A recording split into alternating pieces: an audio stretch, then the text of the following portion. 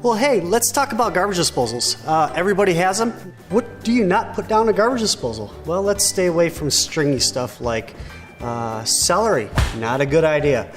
Lots of potatoes, not a good idea. Pasta, rice, not generally a good idea. Questionable on eggshells, but when you're using your garbage disposal, run that water.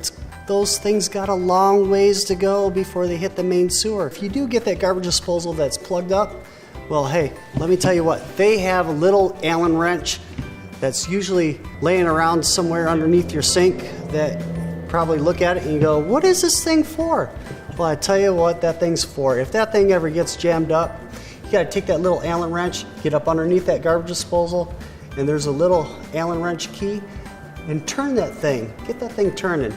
When you're done with that, turn your garbage disposal back on, see if that doesn't work before you call us. And that's your tip for today, wishing you many days of sunshine.